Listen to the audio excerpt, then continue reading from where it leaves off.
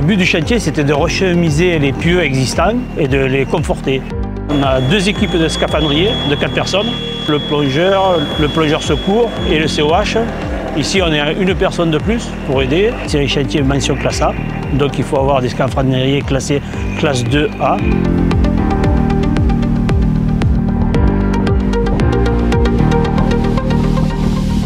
Le COH, c'est celui qui va s'occuper d'organiser la gestion des gaz et du travail qui va être donné au scaphandrier. Donc il est en contact par radio avec lui en permanence. Il va pouvoir déclencher, en cas de besoin, une assistance secours pour aider le scaphandrier s'il avait un problème. On a le scaphandrier, le premier scaphandrier, celui qui va aller organiser les tâches au fond de l'eau. Et ensuite, on a le plongeur secours qui est là justement pour aider à assister le plongeur s'il a un problème.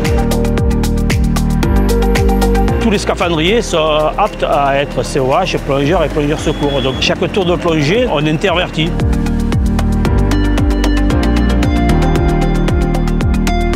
On est dans le poste justement du chef d'opération des opérations hyperbares. C'est un peu ici que se gère la plongée. L'opérateur va se focaliser sur ses tâches. Et en surface, il faut qu'on puisse lui donner tout ce dont il a besoin, principalement l'air. Donc on a un tableau gaz, on appelle ça, où on peut gérer les différentes arrivées d'air. Ça se compose aussi avec un moyen de communication. On peut entendre le plongeur qui respire en ce moment. Ça nous permet d'échanger avec lui en direct, ce qui est très important pour faire des tâches précises. On a aussi l'option, on va dire, vidéo. Et du coup, on peut voir en direct ce que fait le plongeur. Pas trop serré, on va se laisser un peu. Dans le cadre de travaux comme on peut le faire sur ce chantier, on a quand même des grosses infrastructures qui sont mises en place. On est équipé déjà de casques de plongée spécifiques pour les travaux. On est alimenté par un narguilé, un tuyau ombilical aussi on peut appeler ça, qui donne une liaison physique entre le plongeur et la surface. Et après on a tout ce qui se rapproche à un chantier plus classique de travaux publics, on va dire, avec des engins de levage, du matériel, des outils et autres.